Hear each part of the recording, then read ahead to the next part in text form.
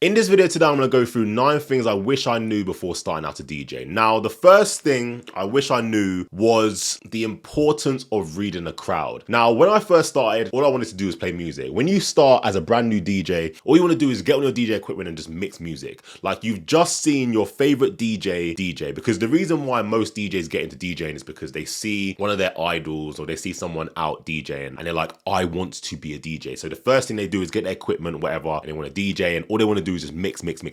But what they don't realize is when they actually get out into the real world, whether you're playing a birthday party, a christening, a wedding, a club, they just don't realize that there's actually people in front of them. Now, when I first started, don't get me wrong, I was playing for myself. I'd be playing in a club and there'll be people in front of me saying, can you play some songs that we can dance to or whatever? And I'm just like, whatever, man. But when you actually get into this DJ thing, right, you actually need to think about the crowd. But what you're doing is providing an experience to a club. So you really need to focus on building the crowd. Now, I'll walk you through how a normal club night works, right?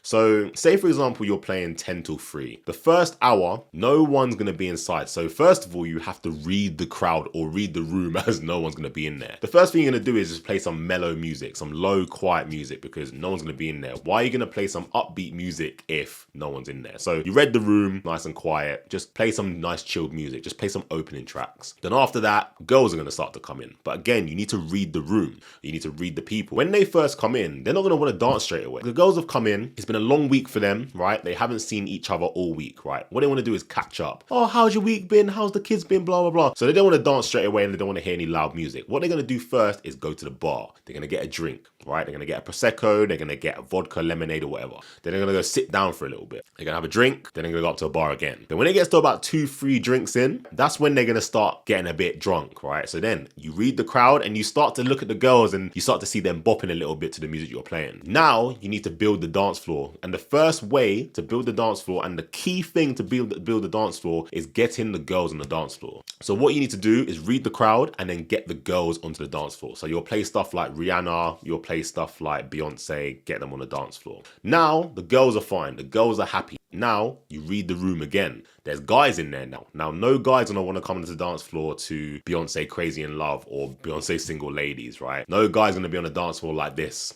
right? Doing all single ladies and that. So you need to read the room and you're going to see the guys around the dance floor. So now you want to get the guys on the dance floor. So you play like a club classic like This Is How We Do It, Michael Jordan. They'll hear this and go, oh, now you have a dance floor, an early dance floor of people, both boys and girls. But it's still quite early. So you need to read the room. It's not busy yet. Not everyone's drunk. So you don't want to hit them with the bangers yet. So all you're going to do is keep playing like floor fillers, just keep them happy. And as the night progresses, you're going to start reading the room. You're going to start seeing people get a bit more drunk. And you're going to start seeing different types of people coming in, whether it's different races, different genders, whatever. And you can start to read the crowd and start to be like, okay, I want to go in this direction. I want to go in that direction. When it gets to like 1, 2 a.m., that's when you start hitting them with the bangers. And then what you'll start doing is you'll start dropping songs and you'll see how the crowd reacts. If a crowd reacts to a certain genre, play more of that. If a crowd reacts to a certain artist, play more of them. Do you get what I'm saying? So this is one thing I wish I knew before starting out to DJ, because no one tells you this stuff. This is what I mean. This YouTube channel I built so I can tell you the ins and outs of a club. When you start DJing, you need to read the crowd, and it is so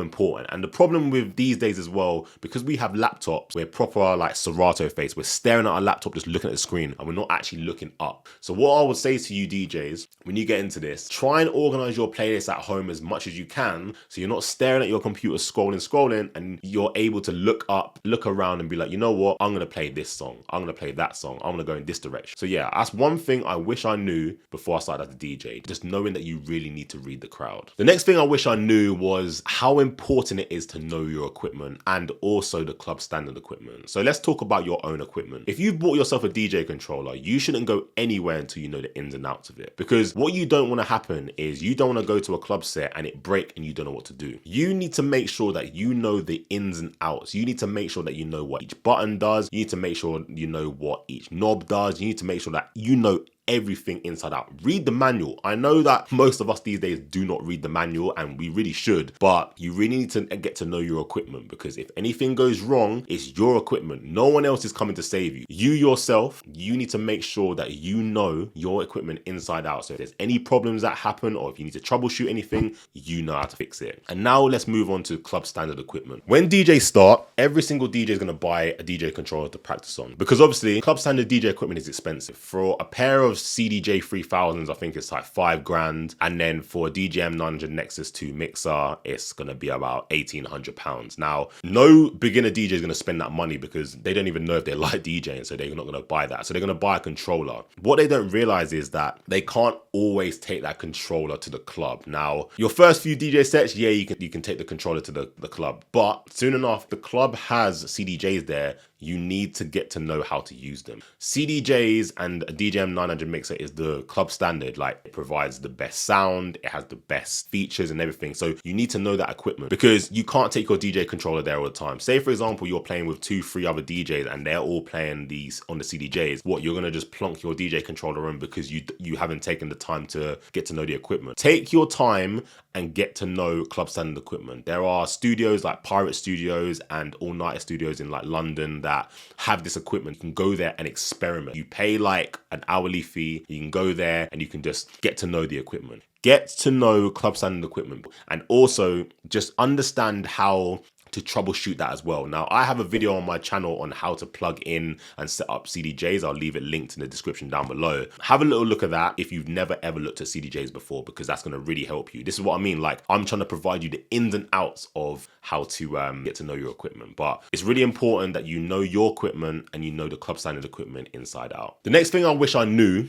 was music selection is the most important. Now, obviously, as DJs, we want to mix music, and the first thing everyone tells you to do when you DJ is you need to learn how to beat match. You need to learn how to mix. And I fully understand that, because you do need to know how to mix. But in a club setting, if you're not playing the correct songs, your crowd is going to die. Don't get me wrong, you need to know how to mix. If you can't mix and you're clanging, you are going to lose the crowd. But you're going to lose the crowd even more if you don't know how to select the correct songs at the correct time. Now, this is where a solid music library comes to play. Now, obviously, as a beginner DJ, you're not going to have a big music library. So over time, you need to grow it. But I have a lot of things that can help you build that music library. If you check the links down below, I have a bunch of list of songs that are in my club crates that you can have a look at. You can go download and you can build your club sets. Like, I've got folders of like warm up and main set that you can literally download and get to know all those tracks. And also, if you want to get my crates off of Crate Hackers, check the link in the description down below. Basically, Crate Hackers is a music management tool to help DJs build playlists. Now, I have a bunch of playlists on there for all different club scenarios. So if you're interested in Crate Hackers, check the link in the description down below. Now,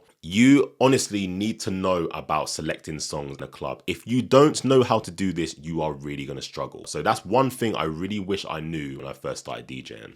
The next thing I wish I knew was that music diversity is so important. When I first started, all I wanted to do was be an R&B and hip hop DJ. Now, don't get me wrong, I love old school R&B, I love hip hop, and they are great genres. But as a DJ, you need to be able to know how to play to multiple crowds and multiple people. And they might not like old school R&B. They might not like hip hop, right? They might like pop. They might like house. They might like dancehall. So what I'm going to say to you is don't limit yourself to just one genre. I get it. You've gone to a rave, you've gone to a party and you've seen your favorite DJ play your favorite song, whether it be house or dancehall or whatever. But when you start DJing, you are going to learn that because it's your favorite genre. But when you get out into the field, you need to make sure that you know all the different genres. And this is why I always say to all DJs, become an open format DJ. When I first started, I didn't want to be an open format DJ. I was like, I'm not playing house, I'm not playing drum and bass. But if you become an open format DJ, it actually opens up more opportunities, because the first thing that club owners and event owners are going to ask you is, oh, can you play this genre, this genre, this genre?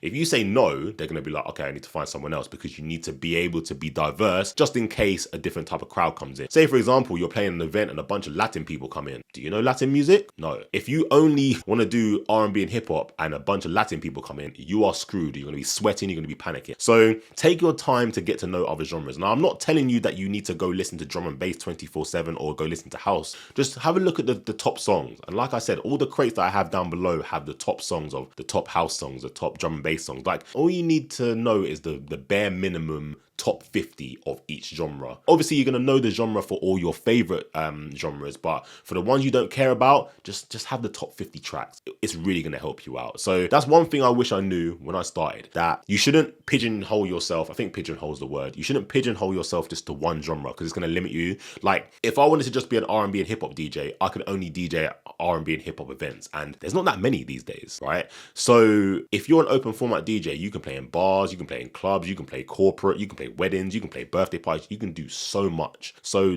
yeah, don't limit yourself, and just make sure that you have a diverse music library in order to enhance your DJ career, because that's one thing I wish I knew before I started DJing. Now, this is one thing I know I wish I knew: how important backups are. Now, I'm not just talking about backing up your music library. I'm talking about backups just in case your equipment fails. Now, let's talk about your music library first. Every single DJ should have a backup of their music library. Every week, or even every day, actually, you should be backing up your music library, because when you start DJing, you're going to get a bunch of songs, you're going to start getting some bookings. If you lose your music library and you don't have a backup and you have zero music, you cannot DJ. Listen to what I'm saying. You cannot DJ if you have no music. So stop being stubborn. Go out and buy an external hard drive. I do recommend an SSD. I'll leave the link to it down in the description down below. Go out and buy an SSD hard drive, 1 terabyte, 2 terabyte, 4 terabyte, I don't care, and back up your music library. There's so many DJs that are like, oh, I don't need to back up my music library, but I guarantee the day you lose your music library, you're gonna be like, I wish I backed up my music library,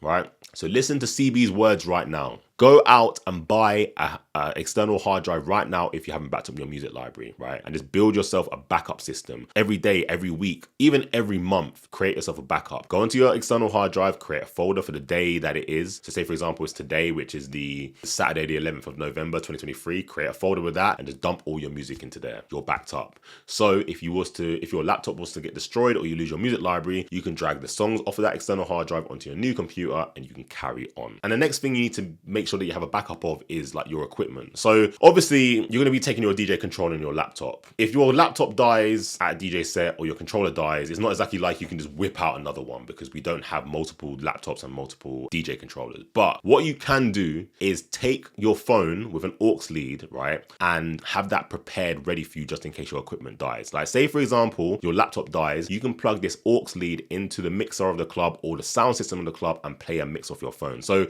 as DJs, you should have a mix. You should have a mix on your phone at all times, right?